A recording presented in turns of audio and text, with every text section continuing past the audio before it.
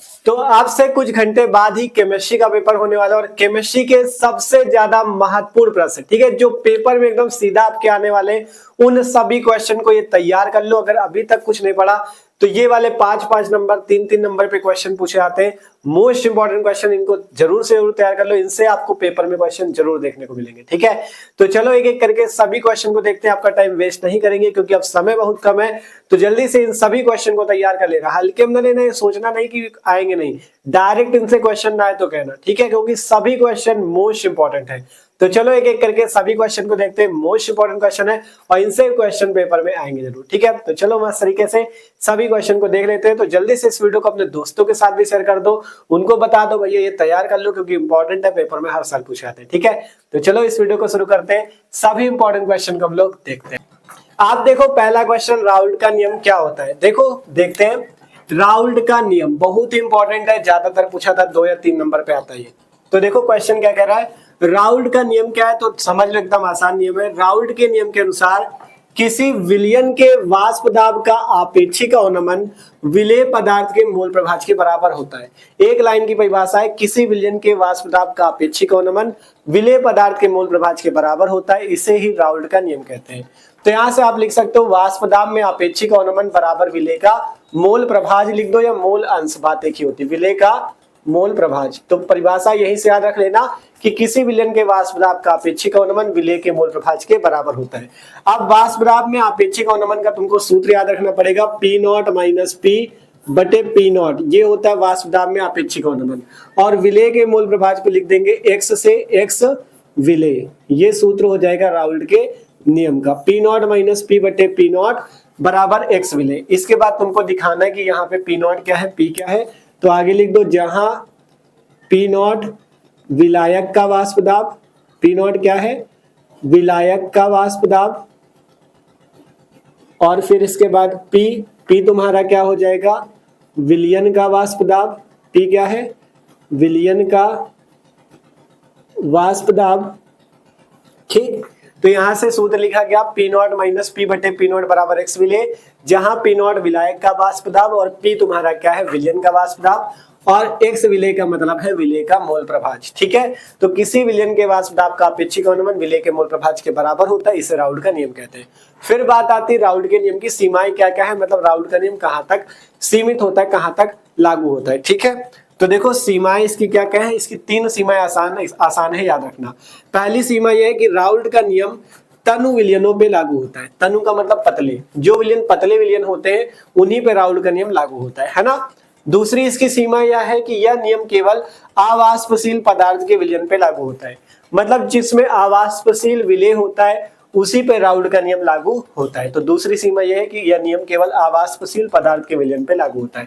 तीसरी सीमा है कि वैद्युत अपघट्य के विलयन पर राउल्ट का नियम लागू नहीं होता, ये राउल्ट लिखा था, वैद्युत अपघट्य के विलयन पे राउल्ट का नियम लागू नहीं होता। तो ये सिंपल सी सीमाएं है, ये परिभाषा, कुछ भी एकदम कठिन नहीं, एकदम आसान भाषा पे हमने लिखाया है। तो ये परिभाषा हो गई, सूत्र याद कर लेना, सीमा याद कर लेना, आपका काम बन जाएगा, ठीक है। पहला क्वेश्चन था, आसानी से हल हो चुका है, तो इसको याद कर लेना। जितने क्वेश्चन है सभी इंपॉर्टेंट है, आप खुद तहलका मचा के आओगे अगर इनको तैयार कर लोगे तो, ठीक है। तो जल्दी से इसे नोट करो, आप चलते हैं अगले क्वेश्चन की ओर। अब अगला क्वेश्चन है नरनष्ट समीकरण, ये भी मोस्ट इंपॉर्टेंट है, 3 नंबर पे पूछा जाता है कि नरनष्ट समीकरण क्या होता है, ठीक है। तो चलो देखते हैं। नरनष्ट समीकरण, नरनष्ट नामक एक वैज्ञानिक थे, उन्होंने दिया है तो उन्हीं के नाम पे पड़ा नरनष्ट का समीकरण, ठीक। पहले इसमें आपको लिखना है कि नरनष्ट नामक वैज्ञानिक ने किसी इलेक्ट्रॉन, मान लो कोई भी इलेक्ट्रॉन है और उस इलेक्ट्रॉन के इलेक्ट्रॉन विभव का मान ज्ञात करने के लिए एक समीकरण दिया। किसने दिया, नरनष्ट नामक वैज्ञानिक थे। नरनष्ट नामक वैज्ञानिक ने किसी इलेक्ट्रॉन के इलेक्ट्रॉन विभव का मान ज्ञात करने के लिए एक समीकरण दिया, जिसे नरनष्ट का समीकरण कहते हैं। पहले बात तुमको लिखनी है कि नरनष्ट नामक वैज्ञानिक ने किसी इलेक्ट्रॉन के इलेक्ट्रॉन विभव का मान ज्ञात करने के लिए एक समीकरण दिया, जिसे क्या कहते हैं, नरनष्ट का समीकरण। इसके बाद तुमको लिखना है इलेक्ट्रॉन में एक अभिक्रिया होती है। इलेक्ट्रॉन क्या होता है, किसी भी धातु का होता है, जैसे जिंक का, कॉपर का, इन सब धातुओं का, ठीक है। तो किसी भी इलेक्ट्रॉन है, मान लो जैसे जिंक या कॉपर, किसी भी धातु का, तो उसमें कुछ अभिक्रिया होती है। तो यहां से लिखना है इलेक्ट्रॉन में अभिक्रिया। इलेक्ट्रॉन मान लो किसी धातु का, मान लो जिंक धातु का है, धातु को इंग्लिश में क्या कहते हैं, मेटल कहते हैं, मतलब एम से लिखते हैं। तो यहां हमने धातु को एम से लिखा है, ठीक है, M का मतलब मेटल मतलब धातु। S क्या दिखा रहा है, S दिखा रहा है, S का मतलब होता है सॉलिड। धातु ठोस होती ना तो M से मेटल मतलब धातु, S से सॉलिड मतलब ठोस। तो यहाँ पे एक जिंक धातु मान लो, उदाहरण के लिए जिंक धातु लिया। अब जब जिंक धातु में जो अभिक्रिया होगी, ये जिंक 2 इलेक्ट्रॉन त्यागेगा, 2 इलेक्ट्रॉन त्यागेगा और Zn2+ बनाएगा। ठीक है, तो यही अभिक्रिया यहाँ पे इस तरह से लिखी गई है। M का मतलब है धातु, कोई भी धातु हो सकती है, जिंक कॉपर कोई भी। S का मतलब सॉलिड ठोस। यहाँ पे Mn+ बना है, M का मतलब धातु जैसे जिंक हो गई, और N की जगह यहाँ पे देख सकते हो इलेक्ट्रॉन है, जैसे 2 इलेक्ट्रॉन है ना, तो N+ का मतलब 2+, 3+ ऐसे निकलेंगे, और N इलेक्ट्रॉन का वही मतलब जैसे यहाँ पे 2 इलेक्ट्रॉन बाहर निकले। ठीक है, तो N का मतलब इलेक्ट्रॉनों की संख्या है, M का मतलब यहाँ पे धातु है। ठीक है, तो कोई भी अभिक्रिया इस तरह से होगी। तो उदाहरण के लिए इस तरह से लिखा जाता है M सॉलिड, जिससे Mn++ N इलेक्ट्रॉन बन रहा है। ठीक है, M का मतलब है धातु। तो सबसे पहले लिखा गया इलेक्ट्रॉन में ये अभिक्रिया मान लो होती है, तो इसी अभिक्रिया के लिए नर्नस्ट ने क्या किया, एक समीकरण दिया। इसके बाद तुमको नीचे से लिखना है, नर्नस्ट के अनुसार किसी प्रकार के उत्क्रमणी इलेक्ट्रोड के तापमान T पर इलेक्ट्रोड विभव E और मानक इलेक्ट्रोड विभव E0 के बीच निम्न संबंध होता है। इलेक्ट्रोड विभव E और मानक इलेक्ट्रोड विभव E0 के बीच निम्न संबंध होता है।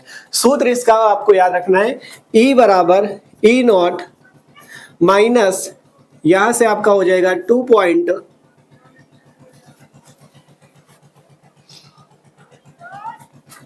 2.303 RT upon NF log 1/Mn+ की सांद्रता। ये सूत्र होगा log 1/Mn+ की सांद्रता। ये इसका पूरा सूत्र होता है नर्नस्ट समीकरण का। ठीक है, नर्नस्ट ने यही समीकरण दिया है, E बराबर E0 minus 2.303 RT/NF log 1/Mn+ की सांद्रता। यहाँ पे सारी चीज आप लिख सकते हो, जहां E क्या चीज है, जहां E है इलेक्ट्रॉड विभव, E क्या है, इलेक्ट्रॉड विभव है, इलेक्ट्रॉड विभव है। E0 क्या है, मानक इलेक्ट्रॉड विभव है। E0 क्या है, मानक इलेक्ट्रॉड विभव है। R क्या है, R का मान होता है 0, यहाँ पे होती है 8.314, R का मान 8.314 होता है। यहाँ पे तापमान T क्या है, तापमान है जिसका मान होता है 298 केल्विन। ठीक है, R है एक कांस्टेंट है जिसका मान 8.314 होगा, T तापमान है जिसका मान 298 केल्विन होगा, और यहाँ पे और क्या क्या बचा, N और F। N क्या चीज है, N को कहते हैं इलेक्ट्रॉनों की संख्या। N क्या चीज है, इलेक्ट्रॉनों की संख्या है। ठीक है, N क्या चीज है, इलेक्ट्रॉनों की संख्या है। और F होता है फैराडे नियतांक। F क्या है, यहाँ पे फैराडे नियतांक है जिसका मान होता है 96,500 कूलम। ठीक है, ये वैल्यू है, देख लो। E इलेक्ट्रॉड विभव, E0 मानक इलेक्ट्रॉड विभव, R का मान 8.314 होता है, T तापमान होता है जिसका मान 298 केल्विन, N इलेक्ट्रॉनों की संख्या, F फैराडे नियतांक है। ठीक है, अब इसके बाद ये जितने मान है अगर तुम इस सूत्र में रख दोगे तो तुम्हारे पास एक नया सूत्र बन जाएगा। ठीक है, तो तुम्हारे पास एक नया सूत्र बन जाएगा। देखो कैसे, F का मान, T का मान और R का मान इस सूत्र में रखते हैं। तो E बराबर है E0 माइनस 2.303 RT। R का मान कितना है, 8.314, गुणे T का मान कितना है 298, और बटे में कितना आ जाएगा, बटे में N की जगह N ही रहेगा। F का मान कितना है 96,500, और आगे का सेम चीज 1/Mn+ की सांद्रता। ठीक है, ये वैल्यू सबसे पहले देखो हमने सारी वैल्यू रखी, 2.303, उसी तरह R का मान 8.314, T का मान 298, F का मान 96,500। अब इसको जब आप हल करोगे तो E का मान जो सूत्र आता है E0 माइनस 0.0591/N। इसको पूरा हल करने के बाद इसका इसका इसका गुणा और इसका भाग करने के बाद इतनी वैल्यू आती है, और लास्ट में सॉरी लॉग रह गया क्या, लॉग यहां पर से भूल गए क्या, लॉग 1/Mn+ ऐसे होता है। ठीक है, अब सही है, तो आगे log 1/Mn+ की सांद्रता, ये वैल्यू आती है, यही नर्नस्ट का समीकरण है। नीचे लिख देना है यही नर्नस्ट का समीकरण है। ठीक है, आप लोग सही से लिख लेना, यही नरनष्ट का क्या है भैया, समीकरण है। देख लो सिंपल सा है, E बराबर ई नॉट ये आया, इन तीनों का गुणा करके जब इसका भाग लगाओगे 0.0591 आएगा, और बटे में n इलेक्ट्रॉनों की संख्या ये इसी तरह से, और यहाँ पे log 1/mn+ की सांद्रता, यही नरनष्ट का समीकरण है। इसको याद कर लोगे 3 नंबर तुम्हारे पक्के हो जाएंगे इधर से, ठीक है। मोस्ट इंपॉर्टेंट टॉपिक है नरनष्ट का समीकरण, ठीक है। तो इस तरह से ये वाला क्वेश्चन भी कंप्लीट होता है, एकदम आसान, इसको आपको अच्छे से तैयार कर लेना, ठीक है। जितने क्वेश्चन है सभी इंपॉर्टेंट है, और आसानी से आपको पूरी कोशिश करेंगे कि अच्छे से समझा दे, भले पूरे साल नहीं पढ़ा लेकिन अभी भी इस वीडियो को देख के पढ़ रहे हो तब भी समझ में पूरा आएगा, ठीक है। तो जल्दी से इस क्वेश्चन को भी नोट करो, अब चलते हैं अगले क्वेश्चन की ओर, ठीक है, नोट कर लो। अब एक अगला क्वेश्चन यहाँ पे और समझ लो, इसको हमने वहां पे नहीं लिखा था लेकिन इंपॉर्टेंट ये भी बहुत ज्यादा है। वैद्युत रासायनिक श्रेणी क्या है और इसके लक्षण क्या है, ठीक है, एकदम आसान है, इसको भी आपको समझा देते हैं। देखो वैद्युत रासायनिक श्रेणी क्या होती है, जैसे इलेक्ट्रोड विभव भी बात कि मान लो कोई इलेक्ट्रोड है, तो कोई भी इलेक्ट्रोड है या कोई भी धातु है तो उसके अपचयन विभव होते हैं, या कह सकते हो इलेक्ट्रोड विभव होते हैं।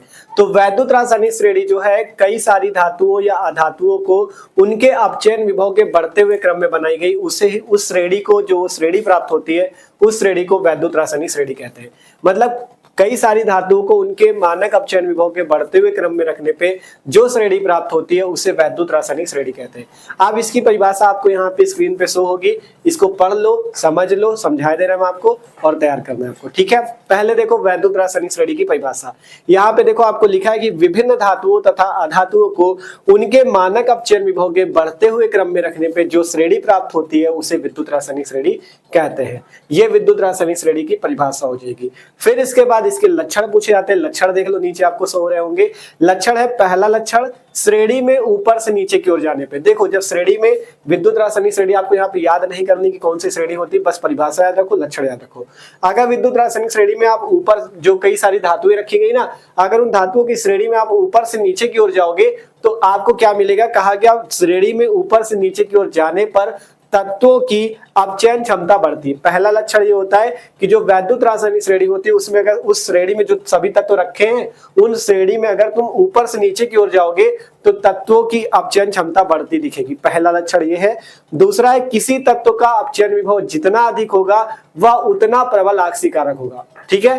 जिसका अपचयन विभव जितना अधिक होगा जिस तत्व का, वो उतना ही प्रबल आक्सीकारक होगा, ये दूसरा लक्षण है। तीसरा लक्षण, जिस तत्व का अपचयन विभव जितना कम होगा वो उतना प्रबल अपचायक होगा, ये तीसरा लक्षण है, ठीक है। फिर चौथा लक्षण है, हाइड्रोजन के ऊपर के सभी तत्व, हाइड्रोजन के ऊपर के सभी तत्व जल या भाप के साथ क्रिया करके हाइड्रोजन गैस मुक्त करते हैं। मान लो हाइड्रोजन के ऊपर के जितने भी तत्व हैं, अगर उनकी क्रिया आप जल और भाप से कराओगे तो वो हाइड्रोजन का अणु एक मुक्त करेंगे। तो ये 4 लक्षण है और वैद्युत रासायनिक श्रेणी की परिभाषा है। इसको याद कर लेना, इंपॉर्टेंट बहुत ज्यादा ये भी, तो इसको आसानी से तैयार कर लेना। आपको आसानी से दिखा दिया, इसको तैयार कर लेना, ठीक है। अब अगले क्वेश्चन की ओर चले। अगला क्वेश्चन है हमारे पास कोलराउस का नियम तथा इसके अनुप्रयोग, वो भी मोस्ट इंपॉर्टेंट है, ठीक है। तो चलो उसे भी देख लेते हैं। अब अगला क्वेश्चन है भैया, कोलराउस का नियम क्या है और इसका अनुप्रयोग क्या है। 5 नंबर का पूछा जाता है, मोस्ट इंपॉर्टेंट क्वेश्चन है, ठीक है। कि कोलराउस का नियम बताओ और इसका अनुप्रयोग लिखो। तो चलो मैं इस तरीके से इसे भी देख लेते हैं। कोलराउस का नियम जो है ये भी कोलराउस नामक साइंटिस्ट के नाम से पढ़ा है, तो इनको भी देखते हैं। चलो भैया इन्होंने क्या बताया है। कहा गया कोलराउस का नियम तथा इसके अनुप्रयोग। कहा गया इस नियम के अनुसार विद्युत अपघट्य की अनंत अनुता पर मोलर चालकता इसके धनायनों तथा ऋणायनों के मोलर चालकताओं के योग के बराबर होती है, इसे ही कोलराउस का नियम कहते हैं। एकदम सिंपल से ध्यान समझना। कोलराउस के नियम के अनुसार विद्युत अपघट्य की अनंत तनुता पर मोलर चालकता, क्या याद रखोगे, कोलराउस के नियम के अनुसार विद्युत अपघट्य की अनंत तनुता पर मोलर चालकता इसके धनायनों तथा ऋणायनों के मोलर चालकताओं के योग के बराबर होती है, ठीक।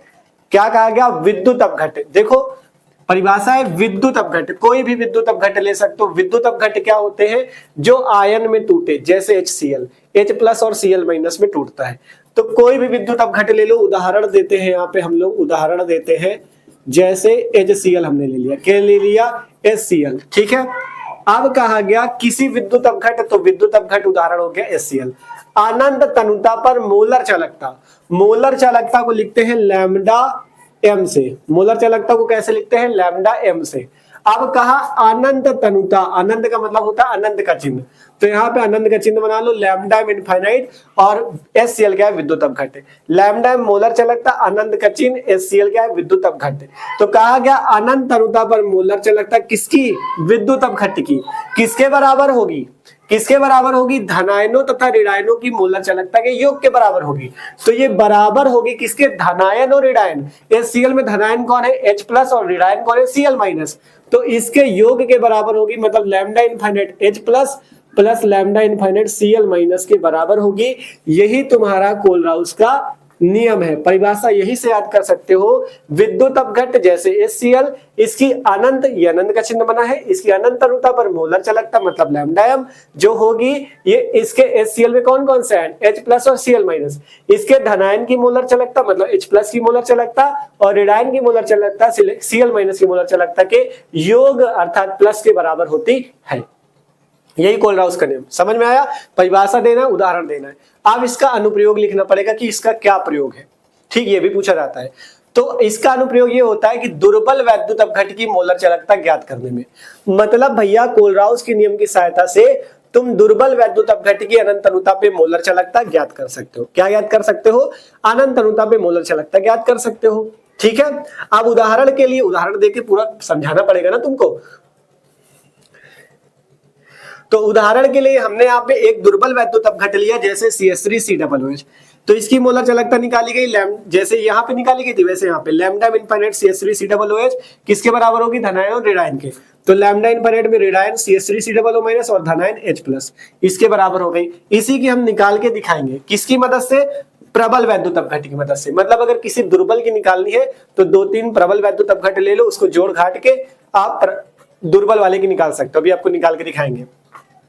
प्रबल वैद्युत अपघट्य जैसे लिया गया CH3COO Na, तो ये CH3COO माइनस और Na प्लस के बराबर होगा।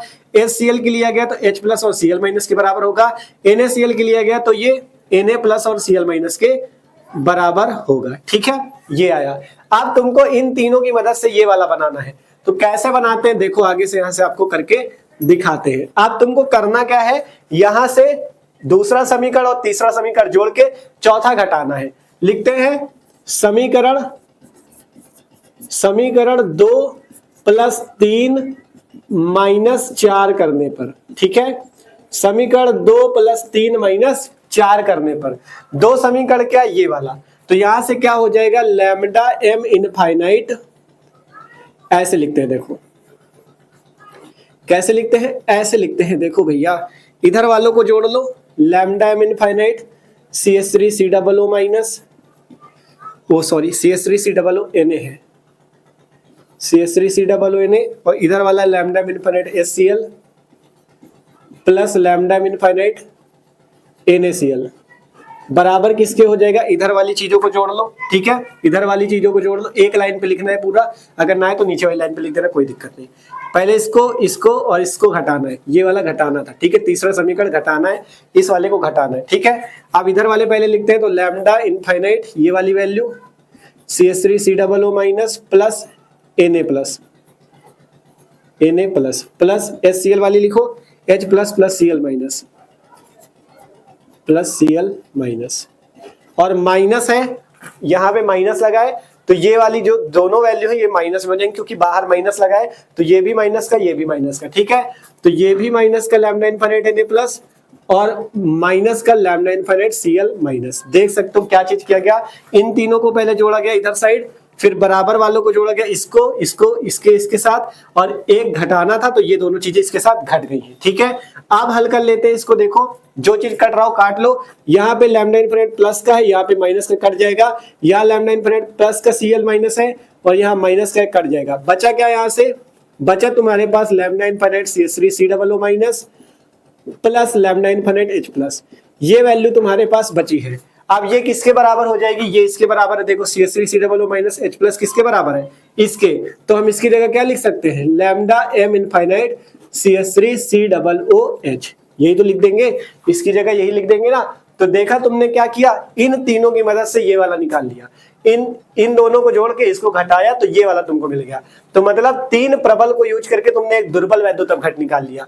तो नीचे लिख देना, अतः प्रबल वैद्युत अपघट्य की सहायता से, यह लिख दो, अतः कोलराउस के नियम की सहायता से, कोलराउस के नियम की सहायता से, के नियम की सहायता से, आगे लिख देना, दुर्बल वैद्युत अपघट्य की मोलर चालकता ज्ञात कर सकते हैं। क्या लिख दोगे?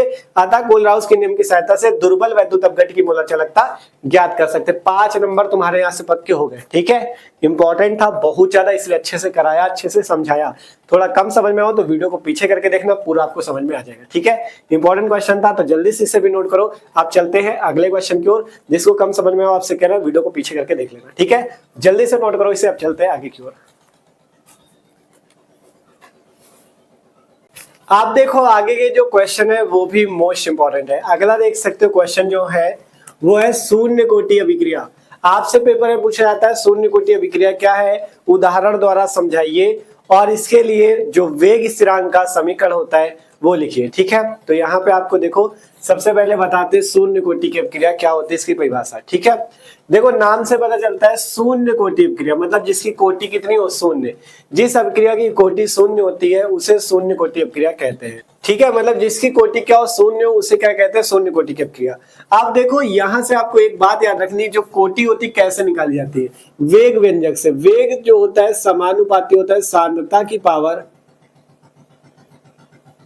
x के। ठीक है, x मान लो या y मान लो, कुछ भी मान लो। ठीक है, या सीधा सीधा इसको ऐसे लिखा जाता है बाद में, वेग समानुपाती होता है अभिकारक a की पावर x b की पावर y। ठीक है, अब यहां से अगर आप x और y को जोड़ देते हो तो यहां से x प्लस y जो होगा ये क्या होती है, अभिक्रिया की कोटि होता है ना, ये सबको पता है। तो यहां से जब शून्य कोटि और प्रथम कोटि अभिक्रिया की बात की जाती है तब केवल इतना लिया जाता है, वेग समानुपाती मान लो a की पावर y ले लो या a की पावर x ले लो, कुछ भी ले लो। ठीक है, ये मान लो ले लिया वेग समानुपाती a की पावर x। आप शून्य कोटि की अभिक्रिया है मतलब x का मान कितना होगा, 0। मतलब वेग जो होगा वो समानुपाती होगा a अभिकारक की सांद्रता की घात 0 के।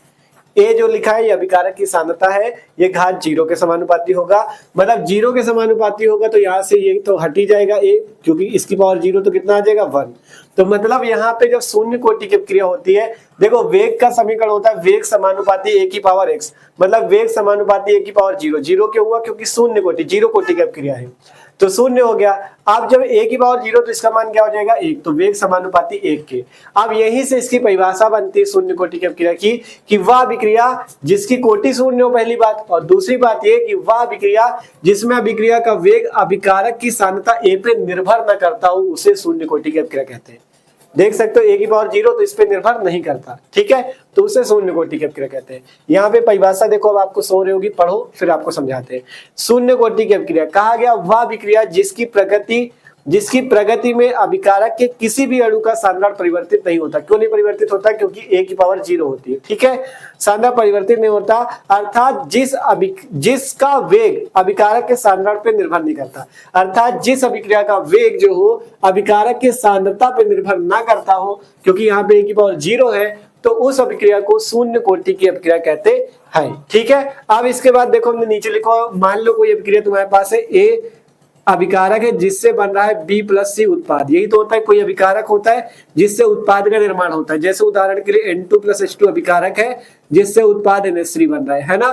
तो अभिकारक से क्या बनता है, उत्पाद बनता है। तो हमने लिखा है एक अभिकारक A है जिससे B प्लस C मान लो 2 उत्पाद बनते हैं। ठीक, फिर इसके बाद लिखा कि यदि इसका वेग समानुपाती a की पावर 0 हो तो यह शून्य कोटि अभिक्रिया होगी। a की पावर 0 का मतलब कोटि शून्य होगी, है ना। तो ये शून्य कोटि की अभिक्रिया होगी। उदाहरण से ही समझाना होता है तो एक उदाहरण भी दिया, जैसे hydrogen H2 plus chlorine Cl2 सूर्य के प्रकाश की उपस्थिति में अभिक्रिया हुई है जिससे HCl बना हुआ है। तो ये एक कैसी अभिक्रिया है, शून्य कोटि की अभिक्रिया जिसकी कोटि कितनी है, 0 है, शून्य। क्योंकि ये एक गैसीय अभिक्रिया है, H2 भी गैस है, क्लोरीन भी गैस है, तो गैसीय अभिक्रिया की कोटि कितनी होती है, 0। क्योंकि गैस में तो इसकी पूरी कोटि कितनी हो जाएगी, 0 हो जाएगी। अब इसके बाद वेग स्थिरांक का व्यंजक पूछ रहा था। वेग स्थिरांक का व्यंजक देखो नीचे लिखा हुआ है x बराबर kT। x बराबर क्या लिखा है, kT। ये आपका क्या लिखा हुआ है, वेग स्थिरांक का व्यंजक लिखा हुआ है, जहां x क्या है, अभिकारक a की वह मात्रा है जो t समय में अभिक्रिया करती है। x क्या है, अभिकारक a की वह मात्रा है जो t समय में अभिक्रिया करती है, और k तुम्हारा अभिक्रिया का वेग स्थिरांक है। ठीक है, तो ये परिभाषा तुमको याद करनी है। शून्य कोटि अभिक्रिया क्या है, उसकी परिभाषा, उसका उदाहरण और उसका वेग स्थिरांक का व्यंजक। ये पूछा जाता है तो अच्छे से आपको तैयार कर लेना है। तो शून्य कोटि अपक्रिया इस तरह से तैयार हो जाएगी। अब इसके बाद अगला क्वेश्चन है प्रथम कोटि अपक्रिया, कि प्रथम कोटि अपक्रिया क्या होती है। तो इसकी थ्योरी देखो यहाँ पे आपको सो रही होगी। प्रथम कोटि अपक्रिया का मतलब यहाँ से x की जगह कितना रख देना, 1, मतलब वेग जो होगा वो समानुपाती होगा a के, है ना, वेग जो होगा वो समानुपाती होगा a के। तो यहाँ से इसकी परिभाषा क्या कह रही है, वह अभिक्रिया जिसका वेग केवल अभिकारक की सांद्रता के अनुक्रमानुपाती होता है। देखो वेग किसके अनुक्रमानुपाती, a के, क्योंकि a की पावर 1 हुआ तो वेग समानुपाती a के। तो वह अभिक्रिया जिसका वेग अभिकारक की सांद्रता की समानुपाती होता है उसे क्या कहते हैं, प्रथम कोटि की अपक्रिया कहते हैं। और वेग समानुपाती देखो लिखा भी हुआ है a की पावर 1, है ना।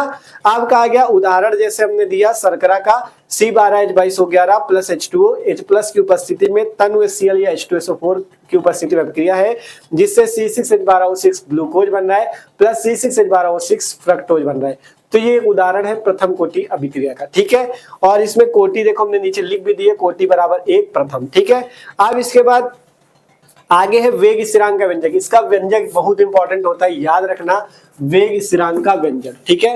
वेग स्थिरांक का व्यंजक क्या होता है समझ लो यहाँ से। अभी इसका डेरिवेशन भी करेंगे नीचे, ये देखो प्रथम कोटि अपक्रिया के लिए वेग स्थिरांक का व्यंजक, इसका डेरिवेशन भी करेंगे, टेंशन न लो।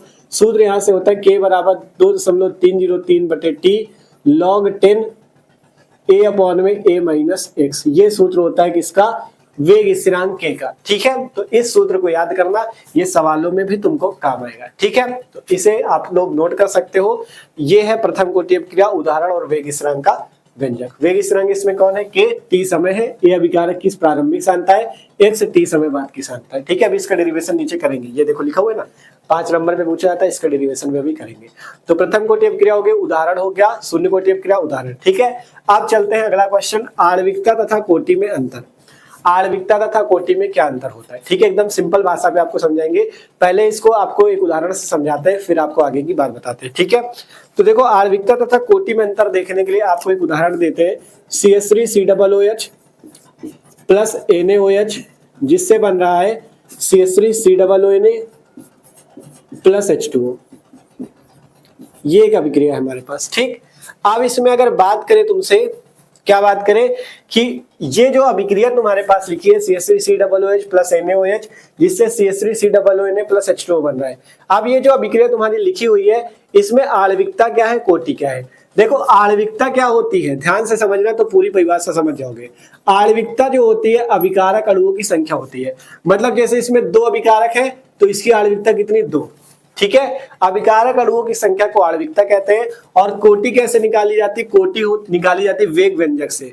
वेग बराबर होता है, जो भी वेग समानुपाती बताया था ना, वेग समानुपाती a की पावर x b की पावर y। तो a की जगह यहाँ पे कितना है CH3COOH, तो इसकी पावर कितनी हो जाएगी, यहाँ पे कुछ नहीं लगा तो 1, और NaOH की पावर 1, है ना।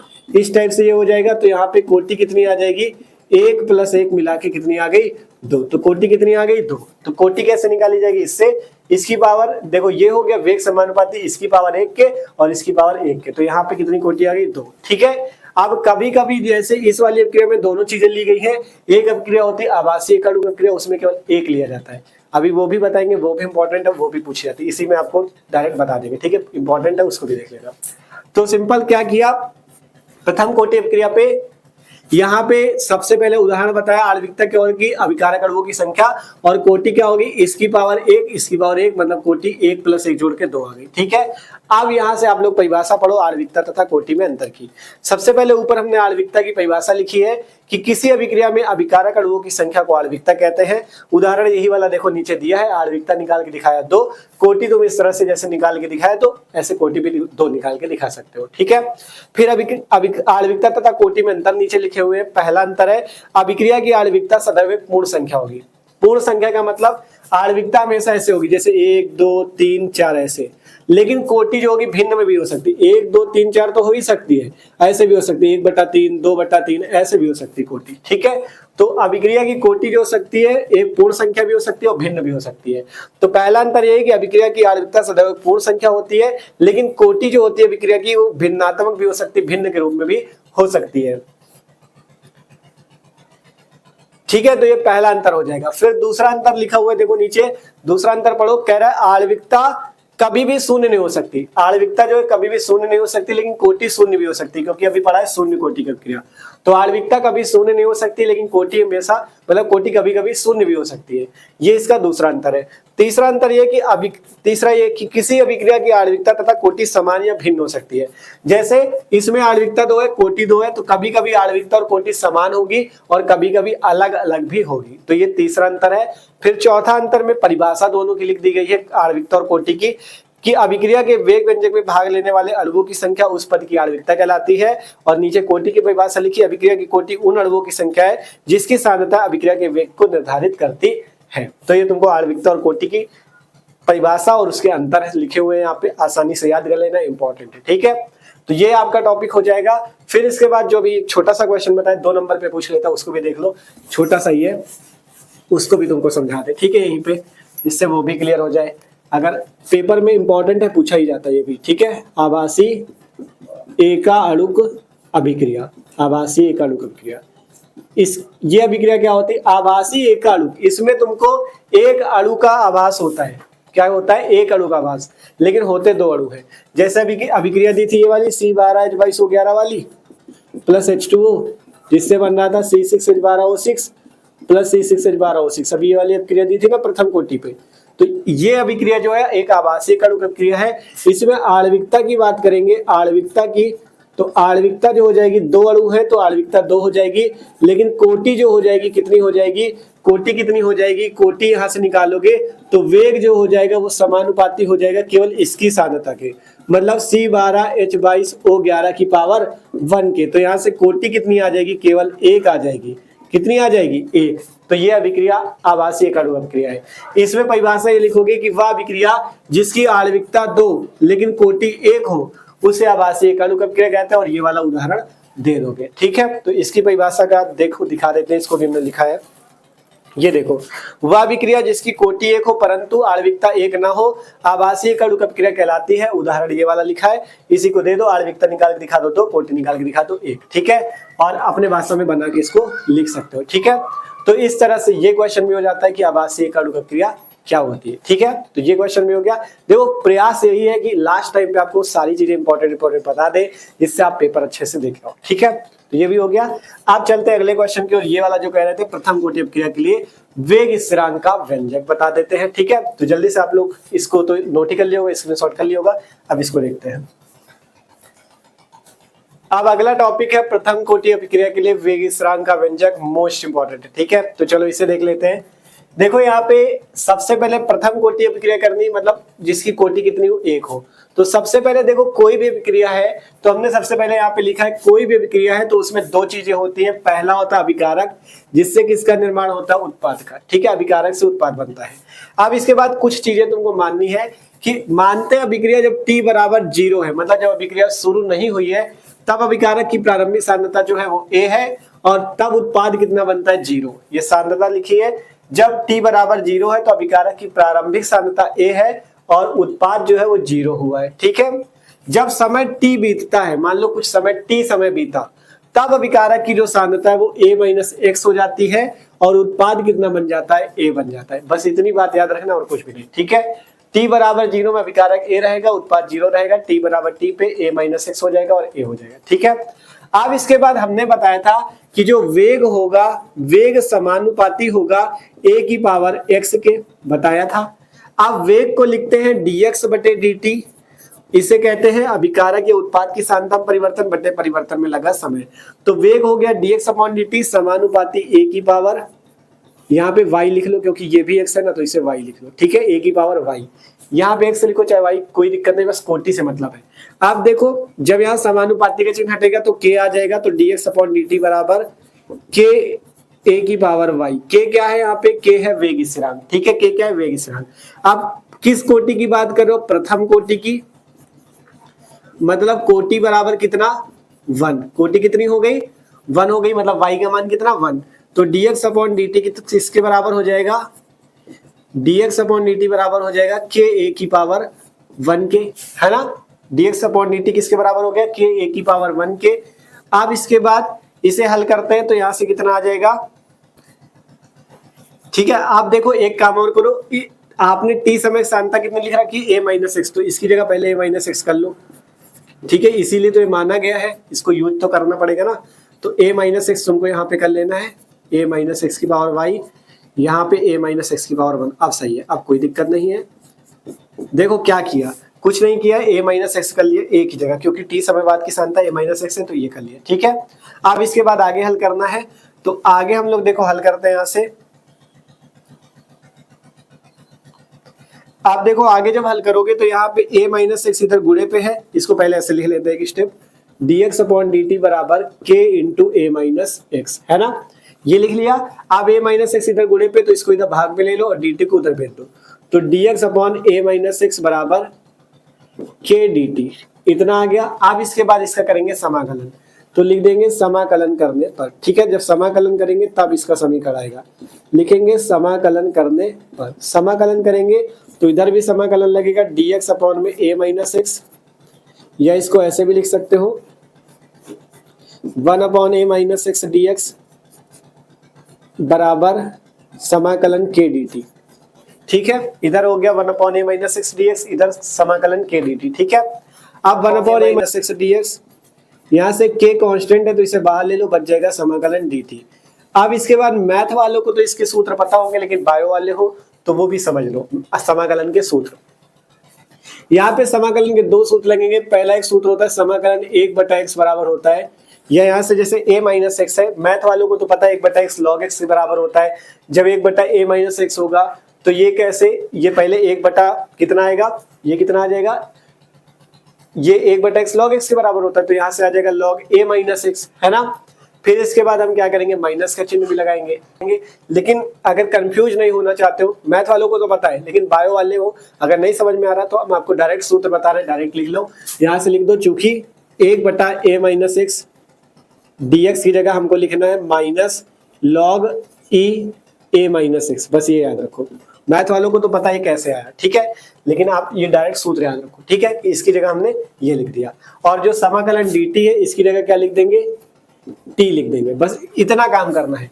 इसकी जगह ये लिखना है, इसकी जगह ये करना है, बस, ठीक है। तो कर लेते हैं, देखो अब यहाँ से इसकी जगह हम क्या कर देंगे, ये वैल्यू रख देंगे minus log a minus x, यहाँ पे बेस में e है, ठीक, और उधर कितना बच जाएगा k इंटू टी, ठीक, और प्लस का c, क्योंकि समाकलन किया तो कांस्टेंट आएगा प्लस का c, ठीक है, कांस्टेंट कितना आया, प्लस का c, ठीक है। इस तरह जब समाकलन होता है लास्ट में c लिखते हैं, c का मतलब कांस्टेंट होता है। अब इसे मान लो समीकरण नंबर 1, अब इसे क्या मान लिया, समीकरण 1 मान लिया। अब यहाँ से लिखते हैं, अब हमें c का मान निकालना है, किसका मान निकालना, c का। तो अब लिखेंगे यहाँ से यदि t बराबर 0 तथा x बराबर 0, मतलब जब समय t 0 है तो अभिकारक की सांता x भी 0 मान ली, t बराबर 0 में x 0 मान लिया, तो यहाँ से अब हल करोगे तो कितना आ जाएगा, माइनस log e, a की जगह a रहेगा, x की जगह 0 बराबर k इंटू टी की जगह कितना 0 प्लस c। अब हल करोगे तो यहाँ से आ जाएगा माइनस log e a बराबर c, ये c का मान निकल के आएगा, ठीक है। देख लो t का मान 0 रखा है, x का मान 0 रखना है, तो t और x की जगह 0 रखोगे तो c बराबर ये वैल्यू आएगी। अब c का मान समीकरण 1 में, c का मान समीकरण 1 में 5 नंबर पे पूछा जाता है, इंपॉर्टेंट है ये, ठीक है, तो तैयार करना है तुमको, ये जान लो। समीकरण 1 में रखने पे, तो जब c का मान समीकरण 1 में रखोगे तो कितना आ जाएगा, यहाँ से log e a minus x, वहां पे kt और c की वैल्यू ये माइनस log e a, ठीक है, ये वैल्यू आ गई, कोई दिक्कत नहीं, c का मान रखा है। आप देखो क्या करते हैं, ये जो माइनस की वैल्यू इधर ले लो, प्लस की आ जाएगी, तो log e a minus log e a minus x बराबर kt, ठीक। अब यहाँ से एक बार आप लोग इधर का स्क्रीनशॉट करो, तो इधर का इरेज करके आगे का हल करते हैं, ठीक है। तो एक बार आप लोग इसे नोट कर लो, इधर का बिगाड़ देते हैं।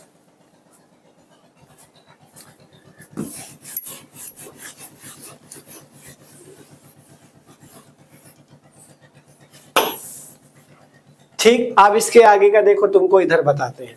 अब यहाँ से इसके आगे क्या होगा, यहाँ से log का एक सूत्र होता है, log m minus log n बराबर होता है log m बटा n, ये सूत्र होता है। log m minus log n बराबर सूत्र क्या होता है, log m बटा n। तो यहाँ से m की जगह a है और n की जगह a माइनस एक्स है, m की जगह a है और n की जगह a माइनस एक्स है, तो यहाँ पे सूत्र लग जाएगा log m minus log n बराबर log m बटा n। तो m की जगह a है और n की जगह कितना है a माइनस एक्स, और यहाँ पे नीचे e लिखा हुआ है, बराबर कितना हो गया k इंटू टी।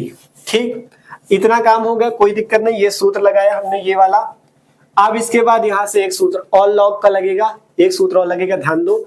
अगर तुमको ऐसे लिखा हो लॉग e और x, तो यहाँ पे अगर तुमको लॉग e वाले को log 10 में बदलना हो, log e को किस में बदलना हो, log 10x में, log e इंटू एक्स को log 10 इंटू एक्स में बदलना हो, तो यहाँ पे एक चीज का गुणा होता है, वो होता है 2.303 का। log e इंटू एक्स को log 10 इंटू एक्स में बदलने के लिए 2.303 का गुणा करते हैं। तो हम यहाँ से जब इसको log 10 में बदलेंगे तो किसका गुणा कर देंगे, 2.303 का, बस इतना काम करना है।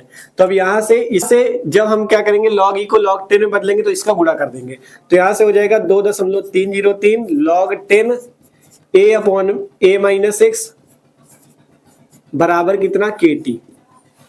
ठीक, देखो क्या किया, log e वाले को log 10 में बदलने के लिए इसका बस गुणा किया है और कुछ नहीं किया। ठीक है, अब ये जो kt है इसको ऐसे लिख लो इधर साइड, कोई दिक्कत तो नहीं, दोनों बराबर में, तो चाहे इधर लिखो चाहे इधर, है ना। तो kt बराबर ये वैल्यू आ गई, मतलब log e वाले को log 10 में बदलने के लिए इसका गुणा हुआ।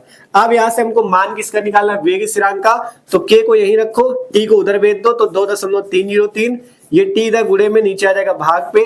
ठीक है, और आगे कितना आ गया, log 10 a अपॉन में a माइनस एक्स, तो यही आपका आता है वेग स्थिरांक का व्यंजक, आसानी से आपने निकाल लिया। ठीक है, k बराबर कितना आया, 2.303 बटे t log 10 a अपॉन में a माइनस एक्स, यही प्रथम कोटि अपक्रय का वेग स्थिरांक का व्यंजक का डेरिवेशन 5 नंबर में पूछा जाता है, इंपॉर्टेंट है, तो तैयार कर लेना। ठीक है, और तो कम समझ में जिसको आया हो पीछे करके देख लेना, इंपॉर्टेंट है, तैयार आपको कर लेना है। ठीक है, तो अब चले आगे की ओर, इसे नोट कर लो जल्दी से। ठीक है, अच्छा था, इंपॉर्टेंट था, तो मस्त तरीके से समझ लेना, नोट करो जल्दी से।